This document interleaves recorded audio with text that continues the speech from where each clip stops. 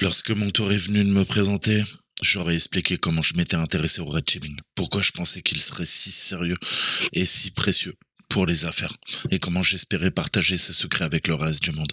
Je leur ai demandé la permission d'enregistrer nos séances en classe. Personne ne s'y est opposé. Plus tard dans la journée, alors que nous vérifions nos manuels à la bibliothèque de la base, l'un des agents de renseignement de ma classe m'a tapé sur l'épaule. Vous avez une histoire intéressante, dit-il, avec un sourire malicieux. Ancien journaliste, aujourd'hui une entreprise de consulting. C'est exactement le genre de couverture qu'un espion utiliserait. Ça y est, je suis condamné. Et je sifflais. Je pensais que je vous avais tous dupés. Tout le monde a éclaté de rire et je savais que mes craintes d'être accepté dans la classe étaient entièrement déplacées. Le lendemain, la classe a voté pour renoncer à leurs uniformes pendant les 3 prochains mois afin que je me sente encore plus chez moi. Et en effet, je me suis senti chez moi. Je n'étais pas seulement accepté par mes camarades de classe, je suis également devenu de bons amis avec plusieurs d'entre eux. Au cours des mois suivants, j'ai appris à bien les connaître. Leurs points de vue uniques m'ont également aidé à apprécier et comprendre pourquoi l'équipe projet était si précieuse. Notre devoir de lecture nocturne comptait en moyenne plus de 200 pages. Nous lisions des livres sur la psychologie de la pensée humaine, de la prise de décision, écrits par d'éminents universitaires tels que Daniel Kahneman et Gary Klein. Nous avons étudié des manuels, naturellement, d'analyse du renseignement, rédigés par d'anciens espions, tels que Richard Royer et Morgan Jones. Nous lisons des livres sur l'anthropologie, la religion, l'histoire. Bien sûr, nous avons étudié des plans de guerre et lu les classiques militaires, de Karl von Clausewitz à Antoine-Henri Jomini. Nous avons également lu beaucoup de livres d'affaires d'auteurs tels que Michael Lewis, Peter Senge. Tout comme j'avais compris que le monde des affaires pouvait apprendre beaucoup de l'armée, l'armée avait compris qu'elle pouvait apprendre beaucoup du monde des affaires. À mi-parcours de mon cours, j'ai reçu l'appel d'Alan Mulally. Je lui ai dit que j'étais avec l'armée à Fort Leavenworth et il voulait savoir ce que je faisais là-bas dans son état natal du Kansas. Je lui ai parlé de l'équipe rouge, des efforts de l'armée pour améliorer ses plans et ses stratégies. C'est le cœur de mon système de gestion, me répondit-il.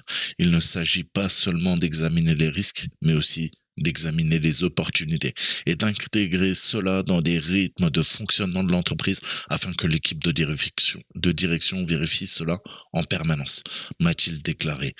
Parce que vos concurrents changent, la technologie change, vous n'avez jamais fini avec ce petit jeu. Vous devez travailler sur un meilleur plan pour servir vos clients et développer votre entreprise. Mulally avait pris sa retraite de Ford en 2014. Et depuis qu'il avait quitté le constructeur automobile, il avait voyagé à travers l'Amérique et parlé avec les PDG des plusieurs entreprises du pays. Ce dont il était devenu encore plus convaincu, c'était la nécessité de ce genre d'interrogatoire rigoureux. C'est quelque chose d'excitant, reprit-il. C'est une chose saine. Si vous posez ce genre de questions sur ce que vous faites, vous ne vous réveillez pas la nuit avec l'anxiété que je vois partout, a-t-il déclaré. En ce moment, tout le monde attend le prochain Uber. Tout le monde a peur d'être dérangé.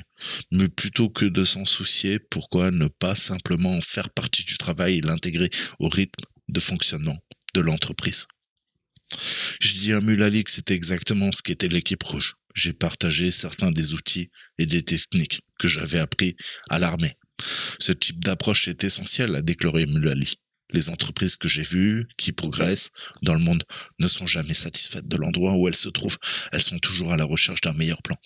Elles ne sont jamais satisfaites de la situation actuelle de leurs produits et également de leurs services. Si vous combinez l'équipe rouge avec mon système de gestion Working Together, vous obtenez quelque chose de vraiment puissant. Et c'est de ça qu'il s'agit. Apprendre à travailler ensemble. Nous avons obtenu notre diplôme en juin 2015. Comme le reste de mes camarades de classe, j'ai reçu mon certificat officiel de chef d'équipe rouge de l'armée américaine. Contrairement à eux, je suis rentré chez moi dans le Michigan, alors qu'ils se présentaient à leur prochaine infection en Irak, en Corée du Sud, ou dans un lieu classifié en Afrique. Mais j'ai continué mes recherches et mes études sur l'équipe rouge. J'ai étudié avec le US Marine Corps. J'ai parlé aux principaux penseurs même de l'équipe rouge, du ministère britannique de la Défense et de l'OTAN. J'ai cherché les hommes, les femmes, qui avaient fait un travail de pionnier dans la communauté du renseignement, ainsi que des équipes rouges d'autres branches également du gouvernement. J'ai rencontré les psychologues dits cognitifs, dont le travail fournit les bases scientifiques de l'équipe rouge, et j'ai parlé aux dirigeants d'entreprises qui commençaient à utiliser les éléments de la Red Team pour mieux planifier, prendre des décisions plus judicieuses et même choisir les meilleurs investissements. Ce faisant, j'ai commencé à piloter ces outils, les techniques, avec mes clients consultants, en aidant des entreprises aux États-Unis, dans le monde, à utiliser la Red Team pour améliorer leurs plans et prendre les meilleures décisions stratégiques. Dans ce processus, j'ai également affiné les méthodes que j'ai apprises des communautés militaires et du renseignement, ajuster ces techniques pour répondre aux exigences uniques des entreprises et incorporer de nouveaux outils qui étaient déjà utilisés dans le monde privé. Ce livre reflète tous ces apprentissages, et il y en a beaucoup. Mais le plus important est le suivant. La Red Team fonctionne. Cela fonctionne pour les petites startups technologiques californiennes, également pour les fonds souverains japonais. Cela fonctionne pour les entreprises anciennes, emblématiques, et également les outsiders, perturbateurs, innovants. Cela fonctionne pour les organisations à but non lucratif, et également pour les fonds spéculatifs. Et cela peut aussi fonctionner pour vous, votre vie, votre entreprise, vos décisions, si vous le permettez. Alors, dans le SAS, fondé entre la Première et la Deuxième Guerre mondiale, ce sont les commandos britanniques, forces spéciales.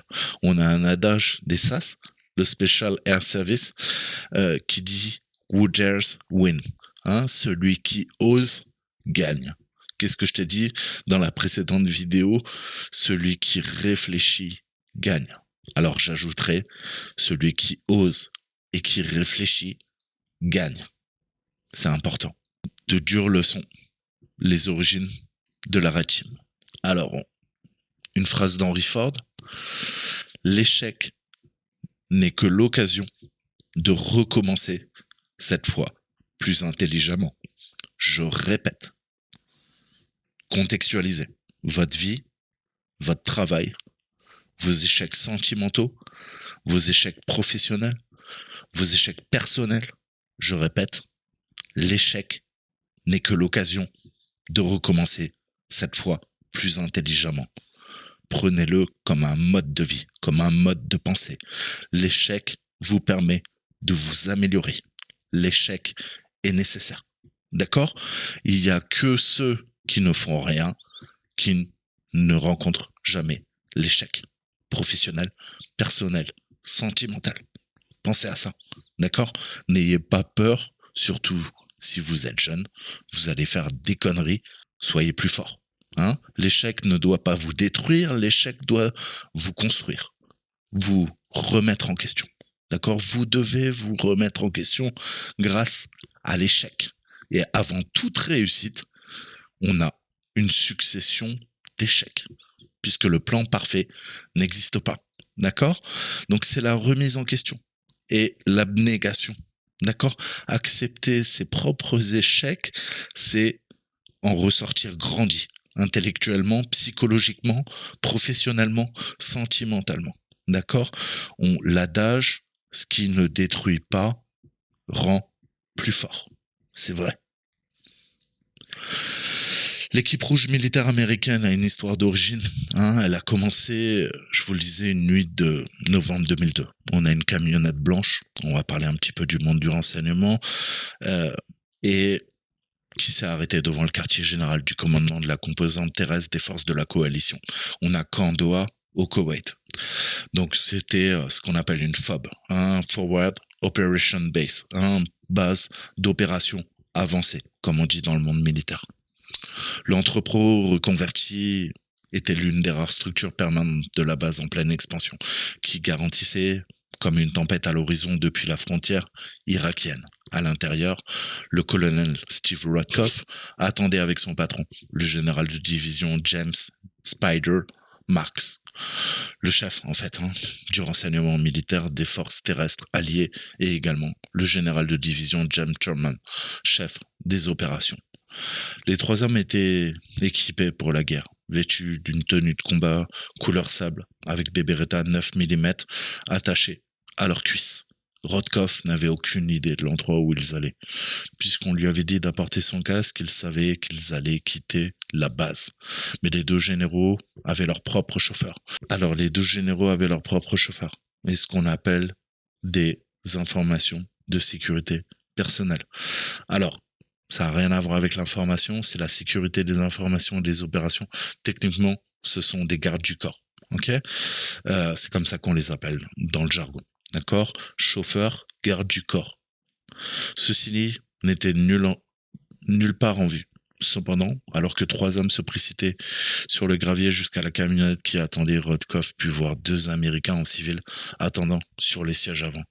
Le type qui conduisait avait à la fois un fusil de chasse, mais également une carabine M4A1 sur ses genoux.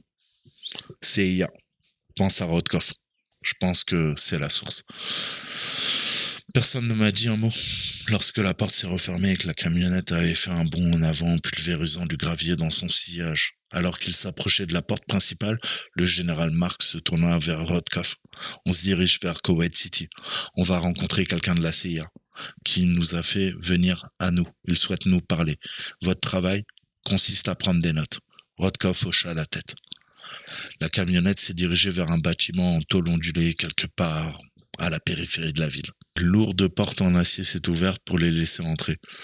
On sentait l'odeur du sable chaud qui imprégnait tout le Koweït. Une autre porte s'ouvrait à l'extrémité opposée du bâtiment pour également admettre une autre camionnette blanche, sans fenêtre identique, qui s'arrêtait à côté de la leur.